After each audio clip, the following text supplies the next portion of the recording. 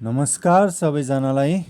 आज म bachelor in civil इन्जिनियरिङको 4th सेमको हाइड्रोलिक्स भन्ने सब्जेक्टको च्याप्टर नम्बर 1 पाइप फ्लो च्याप्टरको यो म केही थ्योरी क्वेसन लिएर उपस्थित भएको छु। क्रिटिकल भेलोसिटी भनेको के हो त्यो चाहिँ आज हामी गर्छौँ र रेनल्ड नम्बरको जुन एक्सप्रेसन छ त्यसको डेरिभेसन पनि आज हामी सिक्छौँ।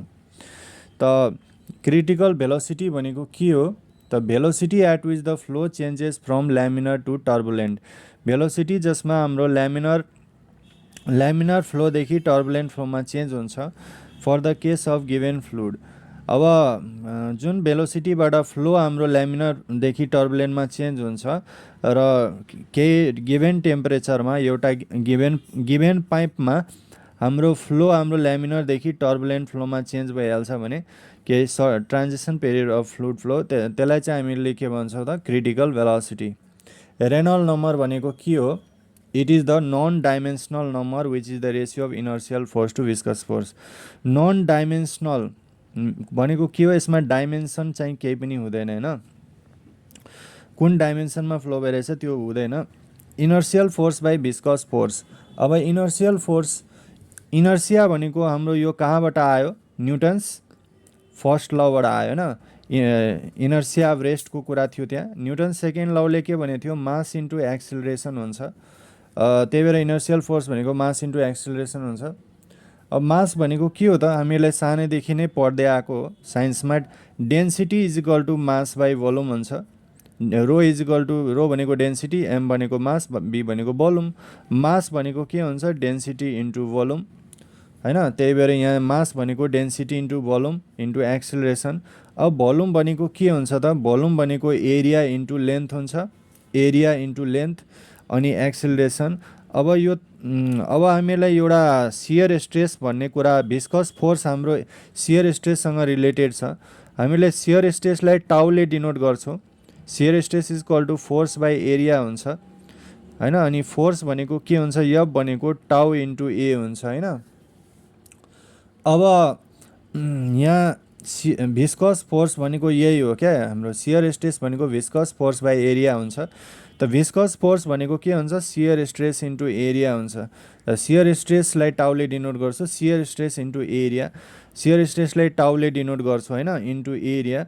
अब हामीले मैले फ्लुइड मेकानिक्सको भिडियोमा न्युटन्स ल अफ भिस्कोसिटीमा मैले सियर स्ट्रेस भनेको mu into D V by dy यो डिराइभ पनि गरेको थिएँ। अब यो कसैलाई थाहा छैन भने त्यो गएर फ्लुइड मेकानिक्सको यो न्युटन्स ल अफ भिस्कोसिटीको यो भिडियो हेर्नु होला। मैले tau is equal to mu into D V by D Y मैले यो चाहिँ गरेको छु डिराइभ। त टाउ इज इक्वल टु के हुन्छ? Mu into D V by dy होइन। यो पार्सल डेरिभेटिभको साइन हो, यो डेल्टा जुन हेर्दैछौँ हामी। अनि एरिया, अब यो एरिया क्यान्सल हुन्छ। अब माथि हाम्रो के हुन्छ? एक्सिलरेसन भनेको के हो त? हाम्रो एक्सिलरेसन भनेको change in velocity by change in time हो। त्यही भएर डिभी बाई डिटी। त्यही भएर हाम्रो के भयो? यो डिभी हो। डिभी अलिकति राम्रो लेखौँ।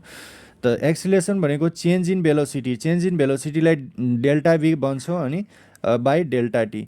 अब यहाँ delta B by delta Y छ। अब मैले यता डेल्टा टी ल्याउँछु। किन डेल्टा टी ल्याउँछु? किनभने यो पनि डेल्टा बी बाई डेल्टा टीमा कन्भर्ट भइहाल्यो भने तल माथि क्यान्सल हुन्छ। त्यही भएर यहाँ डेल्टा टी ल्याएँ, यहाँ पनि डेल्टा टी ल्याएँ, यो र यो क्यान्सल हुन्छ। अब हाम्रो के हुन्छ भने रो एल बाई म्यू अनि delta T by delta Y हुने भयो। अब हाम्रो चाहिँ के हुन्छ भने रेनल्ड नम्बर भनेको rho into L by mu delta T by delta Y. अब यो डेल्टा वाई माथि गइहाल्छ, डेल्टा टी तल जान्छ। अब हामीलाई के थाहा छ? भेलोसिटी भनेको डिस्टेन्स बाई टाइम हो, डी बाई टी, अथवा delta Y by delta T लेख्न पनि मिल्छ। त डेल्टा वाई भनेको डिस्टेन्स हो, चेन्ज इन डिस्टेन्स, र डेल्टा टी भनेको टाइम हो। यो भनेको के हो त? भेलोसिटी। अब हामीले लेख्न मिलिहाल्छ यसको ठाउँमा डेल्टा वाई बाई डेल्टा टीको ठाउँमा भी हुन्छ भेलोसिटी। अब हामीले के थाहा छ त? यो भेलोसिटीलाई यता ल्याए, rho into V into rho B L by mu हुन्छ। अब हामीलाई के थाहा छ? एल भनेको क्यारेक्टरिस्टिक्स फ्लुइड हो र रो भनेको के हो त? डेन्सिटी अफ द लिक्विड हो। म्यू भनेको कोएफिसिएन्ट अफ विस्कोसिटी। अनि कोएफिसिएन्ट अफ विस्कोसिटी, यो म्यूलाई डाइनामिक विस्कोसिटी पनि भनिन्छ अथवा कोएफिसिएन्ट अफ विस्कोसिटी पनि भनिन्छ। अनि यो बी भनेको के हो त? मिन भेलोसिटी हो हैन। अब हाम्रो पाइप फ्लोमा के हुन्छ भने पाइपको लेन्थ जुन हुन्छ त्यो लेन्थ भनेको के हो त? पाइपको डायामिटर नै हो नि त हैन। पाइपमा जुन हाम्रो लेन्थ हुन्छ त्यसलाई हामीले डायामिटर मान्नुपर्छ। त त्यसैले यो एलको ठाउँमा म डी लेख्नुपर्छ। त रेनल्ड नम्बर भनेको रो भिडी बाई म्यू हुन्छ। अब यो साइन भनेको न्यू हो क्या, न्यू हैन। यसलाई न्यू भन्छ, यसलाई म्यू भन्छ। न्यू भनेको के हुन्छ? म्यू बाई रो हुन्छ। यो न्यूलाई काइनेमेटिक भिस्कोसिटी पनि भनिन्छ हैन। त एक्सप्रेसन हाम्रो रेनल्ड नम्बरको यही हो, यही हामीले डिराइभ गर्नुपर्ने थियो। त हाम्रो एक्जाममा आउन पनि सक्छ derive the relation of Reynold number हैन, अथवा यसको रेनल्ड नम्बरको थ्योरी पनि सोधिदिन सक्छ। अनि सर्ट नोट्सहरूमा पनि काम लागिहाल्छ। त रेनल्ड नम्बर 2000 भन्दा कम भयो भने ल्यामिनर फ्लो हुन्छ हाम्रो। 2000 र 4000 को बिचमा यदि रेनल्ड नम्बर 2000 भन्दा बढी हैन तर 4000 भन्दा कम रेनल्ड नम्बर आयो भने त्यो ट्रान्जिसन फ्लो हुन्छ। रेनल्ड नम्बर 4000 भन्दा बढी भयो भने टर्बुलेन्ट फ्लो हुन्छ। हस् त साथीहरू, यो भिडियो चाहिँ सकियो। अब नेक्स्ट भिडियोमा अर्को टाइपको थ्योरी क्वेसन लिएर उपस्थित हुने नै छु। तबसम्मको लागि गुड बाई, टेक केयर।